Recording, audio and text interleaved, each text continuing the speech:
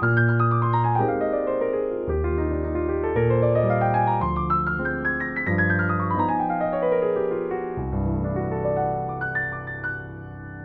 everybody, and welcome to my channel. My name is Kellman, and I am here teaching you everything that I know about jazz piano.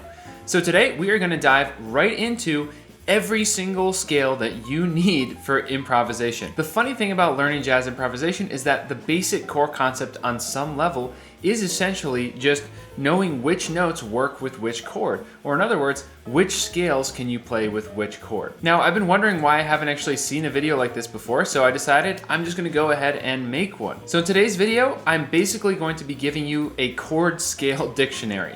What scale can you use for each potential jazz chord that you would see? There's a good chance I'll miss something along the way, but I'm gonna try to do my best to basically just give you a video here that you can refer to whenever you run into a specific chord or voicing in any type of tune. You should be able to refer back to this video and find the exact scale that would correlate to that chord. But really quick, just before I start showing you these scales, if you're new to my channel, please be sure to click the subscribe button and hit the bell to turn on notifications so you don't miss any more videos just like this one. And also, if you're someone who's really committed to taking your playing to the next level and you feel like some personal guidance would be helpful to you, I'd like to invite you to schedule a quick free call just to see if I am someone that can really help you move forward. So you can actually schedule that call just by clicking the link in the description. So if you're anything like me, remembering which scale goes with each chord can be a bit of a hassle, right? Is it Lydian, Ionian, Dorian? Is it altered, Locrian sharp 2? There are so many options, but here's the funny thing, right? The notes in each chord really do help us determine exactly which scale aligns with that chord. At the end of the day, it's actually not that difficult. It really just comes down to the simple question, which notes make up the chord that we are playing and which scale actually hits those same notes. It really is almost like memorizing flashcards. So in today's video, I'm going to actually just show you really, I'm going to attempt to show you really almost all of the fundamental chord scale relationships that I can think of here, and basically give you a video style dictionary of every chord scale correlation or relationship that you would need for moving forward with improvisation. All right, so let's dive right into these chord scale relationships. All right, so let's start with the absolute basics here. Let's build a C major 7. 1, 3, 5, 7, right? Well, guess what? We've actually got a couple options of scales here. First of all, the most obvious scale we could use would be the C major scale, right? And that is what our C major scale looks like. But another option we can use is called the Lydian scale. The Lydian scale is exactly the same as a major scale, except the 4 is sharp. So it looks like this, right? So if we're playing a C major 7, we can play either one.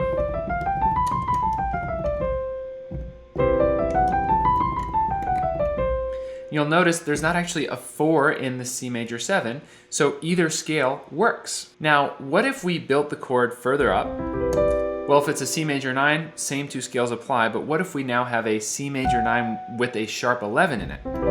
Well, that eliminates the normal major scale, right? Because this chord has that sharp 4. So if we play a C major scale, we actually have a natural 4, that F. So that F will clash with the F sharp. That's not what we want, right? So doing the C major 9 with a sharp 11, or any C major chord, when we add that sharp 11 in, the scale we want to use is Lydian. Now, one other type of major chord we might run into is called a major with a sharp 5. So we might see major 7 with a sharp 5, or even major 9 with a sharp 5. These are both fairly common, even in jazz. What scale do we use for that? Well, this is going to be a Lydian scale with a sharp 5. So it's called Lydian augmented. That's what the scale looks like.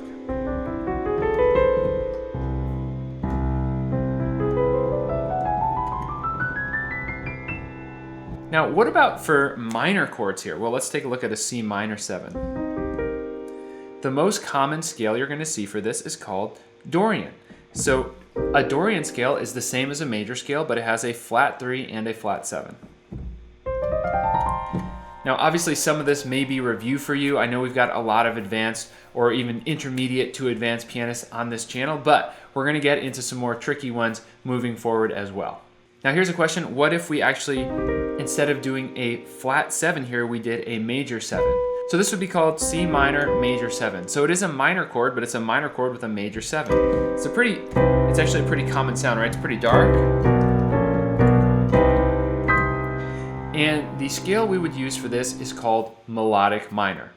That scale is the same as a major scale, but it just has a flatted third. So we look at our C major scale. In this case, instead of the E, we have an E flat, right?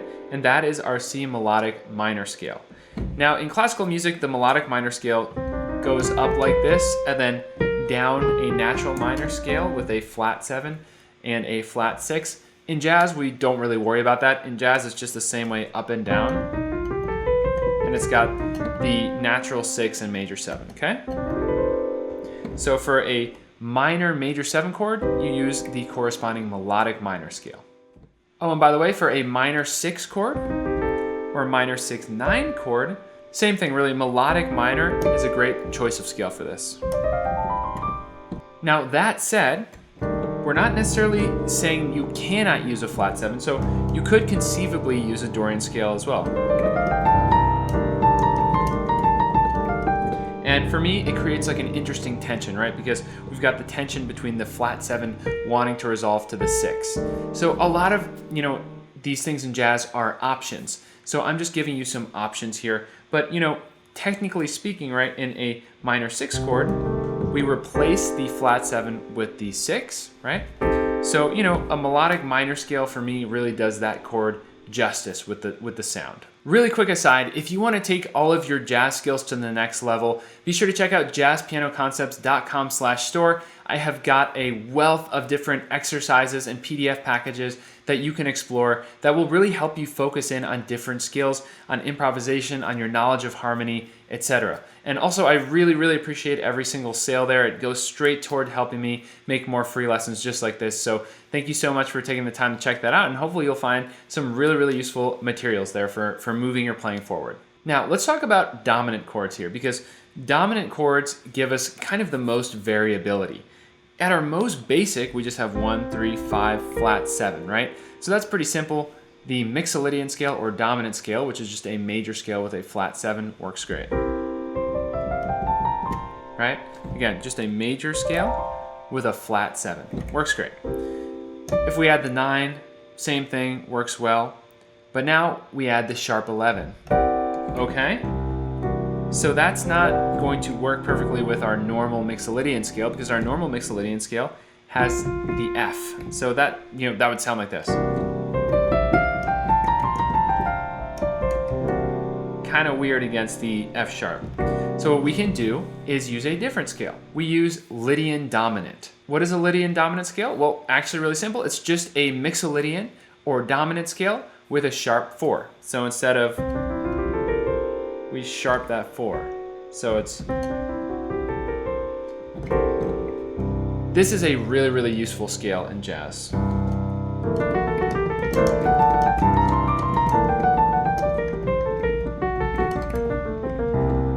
Is a really good one to know. Again, the Lydian Dominant scale.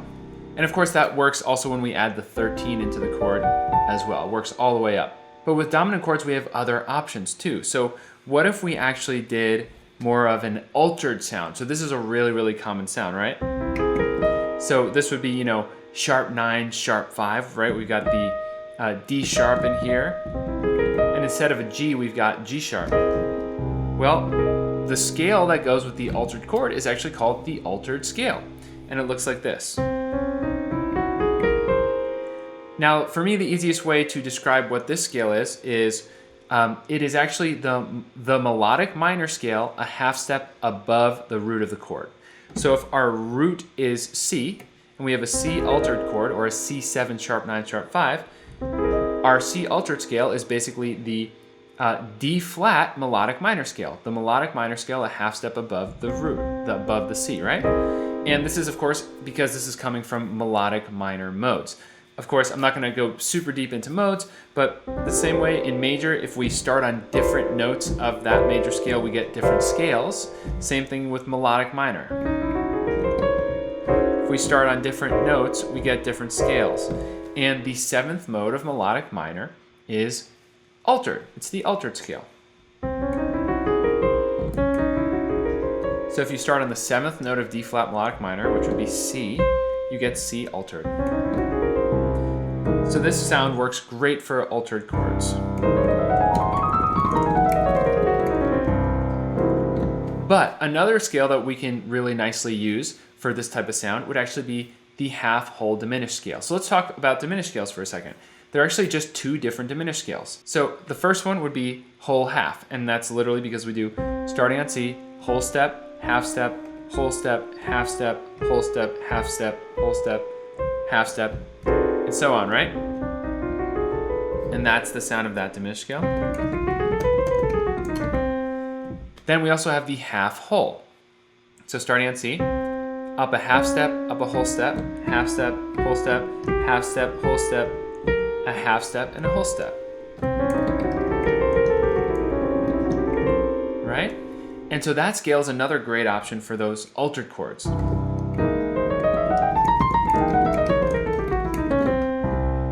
It's got the flat 9, the sharp 9, sharp 11.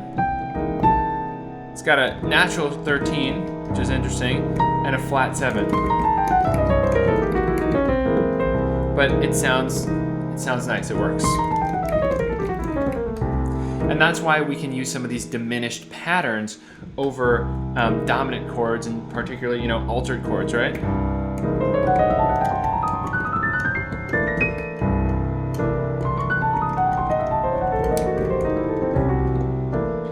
That works great because of that relationship between the diminished scale and a dominant scale. It has the flat 7 in there. And specifically here, I'm talking half whole diminished. And now, of course, what is the whole half for? Well, if we hit a C diminished chord, right? Works really, really nice. That's the half whole.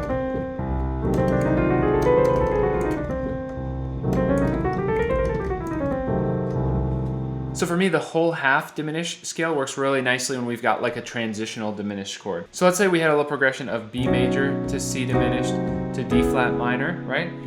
I like the whole half in there.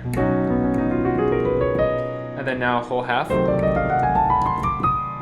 And now land on the D flat minor. So that works really, really nicely. Now, one of the tricky spots is half diminished, the sound of half diminished. So when you just have a minor 7 flat 5 or half diminished 7 chord, so in this case we're doing C minor 7 flat 5, you have 2 options. One scale is the Locrian scale, which is the 7th mode of major. So how would we find that? Well, we would play the major scale a half step above, right? So that means for the C half diminished, we're going to play D flat major.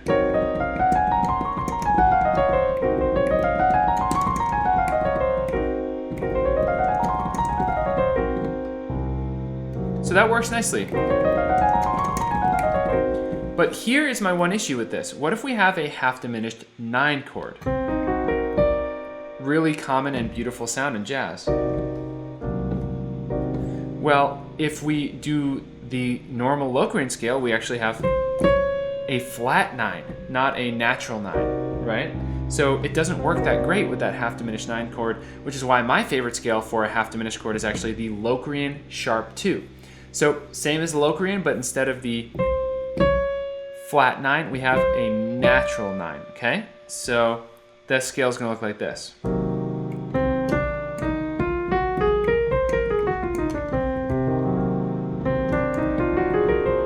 So basically it's a D flat major scale, but with a D instead of a D flat. It's a weird one there.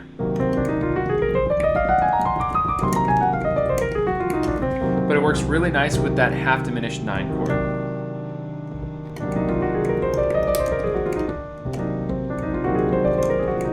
Now one outlier here would be the sound of sus. What scale and chord relationships do we have for a sus chord? So let's take a look at an F sus 13 chord. Really pretty chord, right? Well, the nice thing is we can just use F mixolydian here.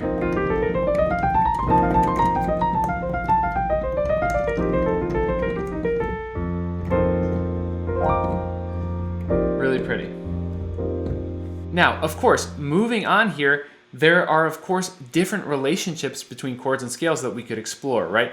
We could, creatively and purposefully create dissonance by, doing a scale that doesn't really align at all, note-wise, over a specific chord. But that is a subject really for another lesson. Today, what my intent was just to, as efficiently as possible, go through the primary chords you're going to run into and give you what scales you would actually need for playing over those chords. So hopefully this video, again, can serve as a dictionary that you can refer back to.